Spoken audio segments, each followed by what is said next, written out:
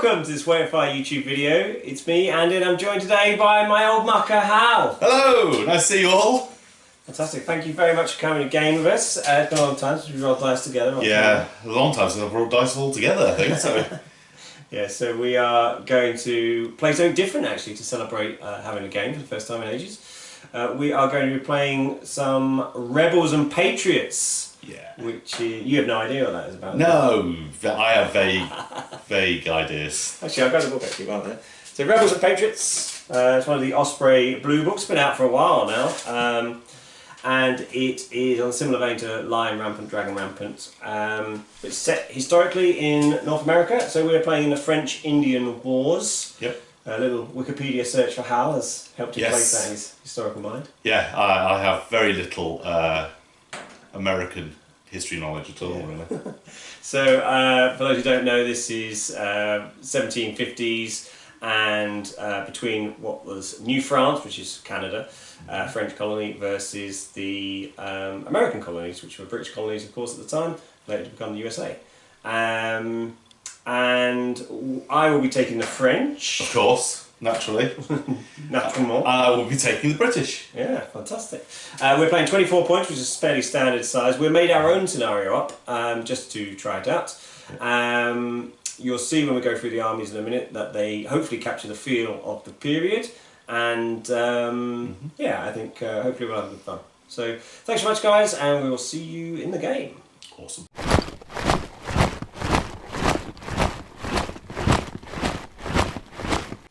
So this is the 24 points of French. Well, actually, most of what I've got are First Nation Native Americans, actually. So we've got 3 large aggressive native groups of 18 models each. They're 6 points. So there's one there, another one there, and a third over there. They are Hurons, which was one of the larger groups of tribes, fine for the French.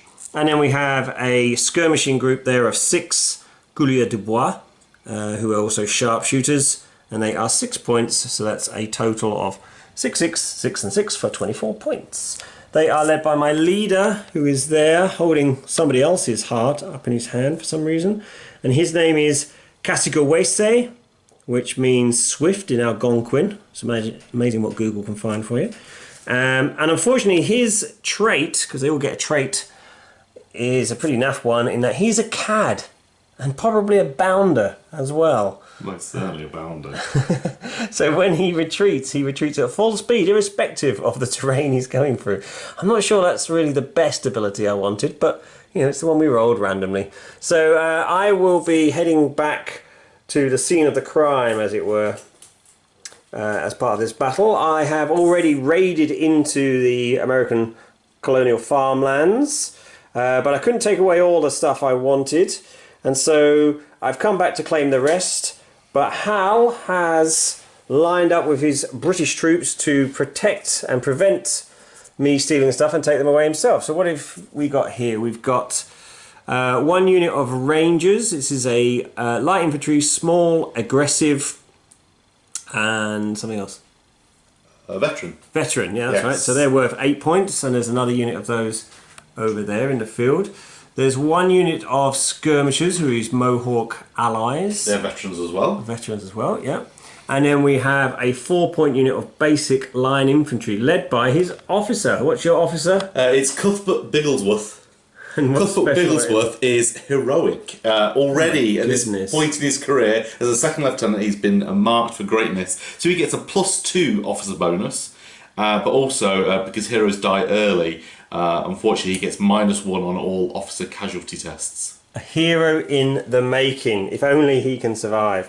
So this is the battlefield. It's a 4x4 table that we are playing over. So I've deployed by the river there. I've got my canoes that I have left there. Obviously there's a farmstead that's been damaged, and you can see the stores. So we've got this scenario. You get 2 points per turn for capturing this one, 1 point per turn for capturing that one over there, or this one over here. yeah, we've not played this before, so we'll probably make some mistakes. If we do, then please feel free to shout out, and we'll try and make the next game better. Thanks.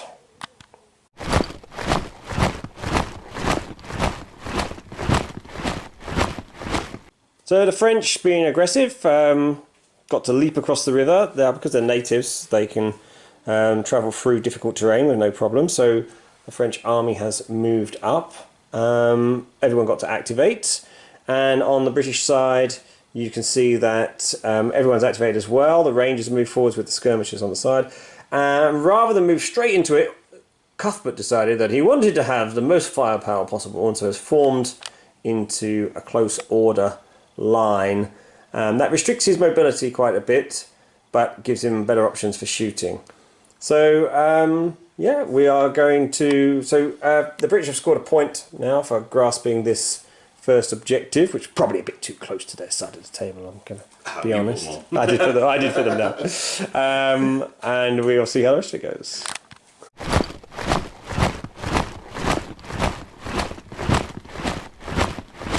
So turn 2, all the Hurons and their French allies moved up, except for my leader, who failed, and so he stayed back there. And then Hal's skirmishers and his 2 ranger units have opened fire, but all to no effect because of the cover provided by the crops. So Cuthbert has just advanced steadily, manly into the centre. His extra special leadership bonus did come in handy, though, to make one of the ranger units fire. So yeah, he's already showing his true mettle.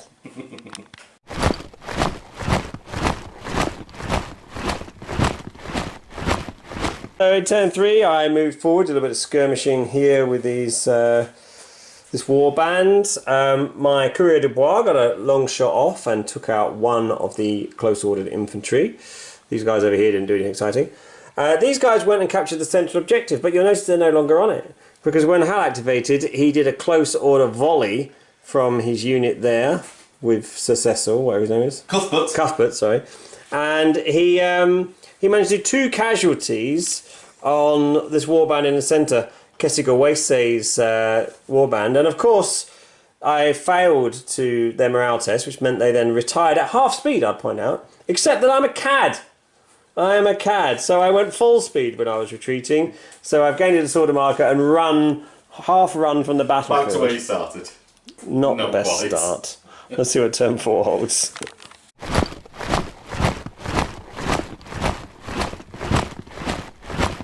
At the end of turn 4, another casualty was done on the formed line, whittling them away, but that's a courier de bois, taking them out. I charged forwards with these native warband, and they scared off the Rangers, who failed their activation to evade, and then ran away to the fence. They then fired back, though, and caused a wound and disordered me, and I have retired a little. I also charged over there with that warband, and they just missed by a couple of inches getting into the skirmishers. And the return fire from the Rangers took one of them off, but they held their morale. So at the moment it is 4 points to Hal and just 2 Don't forget your leader. Oh yes, I forgot the most important thing. How could I forget? My leader is right back here again because he took one more... No, he didn't even take casualty, did he? No, he failed his morale, didn't he? Failed his rally test and retreated again. A full move, of course, because he's a cad. So rather than move 4 inches, he's gone 16 inches back in 2 turns. Useless idiot. Right.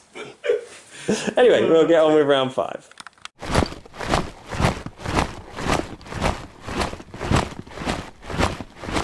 Turn 5. Finally! I've taken off my disorder marker, but I couldn't go forwards at least. Come on, you clown. My courier de bois failed to hit anything. Over here, these guys... I can't remember, it's so long ago. We've had quite a lot of action this turn. They skirmished, I can't remember what they did.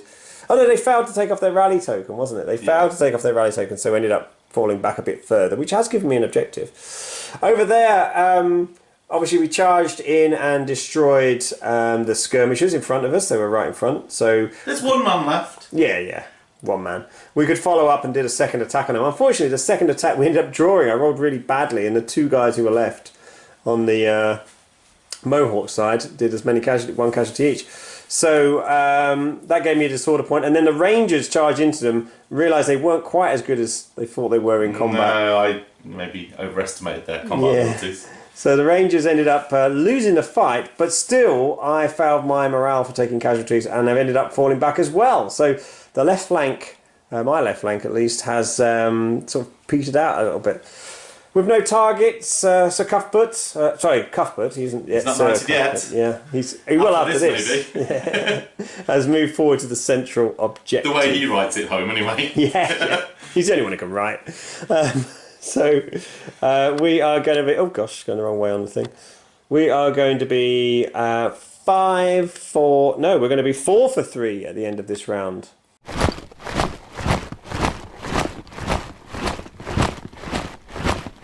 Into turn 6, he has moved forward. Here he comes. Come on. Kesogowaase is charging forwards to the last glorious moment. What happened over there? I just took a disorder marker off of my warband. These guys took their disorder off and then promptly gained one from a volley fire from Cuthbert. Yeah. Cuthbert's unit, though, looks a bit depleted because my courier de bois took 2 models off. 2 more shots of them. A bit more rallying over there on the left-hand flank, and a little bit of ineffective shooting from the Rangers over here as we go into turn 7.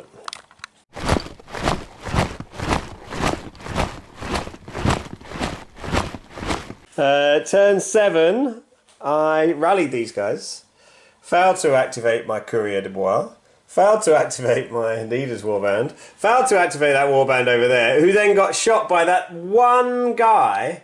And in this rule set, he still rolls 3 dice, I think, if we played that correctly. And he caused 1 casualty. They failed their morale and have fallen back and are now broken. So that's not great. Cuthbert's moved up, and these Rangers have been firing very ineffectually. The problem with shooting people in coverage, you need 3 successes to cause a single wound. And when you're only hitting on 5s on 6 dice, that's actually really difficult to do. Yeah. So cover is massive in this game. And turn 8 is on its way.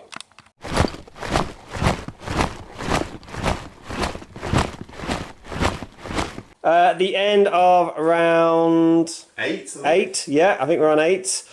What happened? Lots of stuff happened. Can't really remember now. They rallied over there. He charged forwards. Finally made it up to the middle of the table to capture the central objective. The Courier de Bois took another model off of Cuthbert's line infantry unit. These guys charged against the Rangers, who then retreated, evaded. But then they decided to charge back in, and although they did 2 casualties, they took 3 in return, so we've both bashed off each other. A volley fire from Cuthbert only took down 1 of my leader's ward band, and Hal has moved up with his lone... Mohawk, yeah. The Rangers over there actually rolled a double one for their activation, and it was brown trousers time, so Cuthbert unfortunately may not get knighted for a while because he's going to have -1 honour at the end of this game. In dispatches, yes. Dishonourable going on there. Someone else is secretly writing dispatches after all, not just Cuthbert. So yeah, we've got 2 more turns to go. It's 7-5 to the French. I think there's probably an advantage with the French, isn't there? I think so.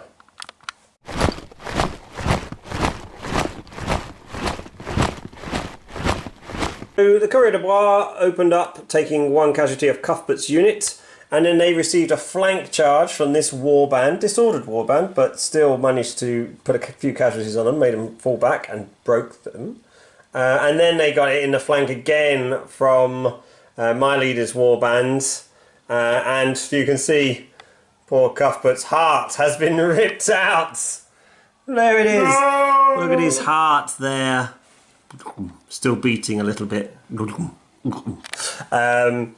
Yeah, so he's down. We'll have to roll on the officer casualty table at the end of the game. And the last actions, we're going to finish it this turn. Hal secured those supplies over there on the left. These Rangers didn't manage to activate. So the game will finish 9 points to me and 6 points to Hal.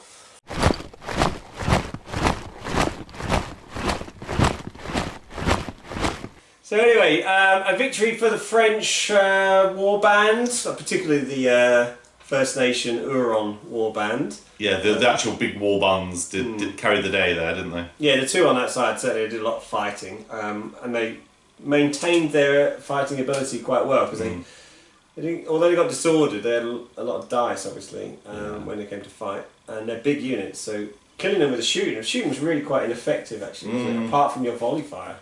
Yeah, the big unit throwing 12 dice actually made a dent in a couple of units, but yeah, so small units less so. Yeah, your Rangers didn't seem to do much at all, did they? They seemed quite weak, actually.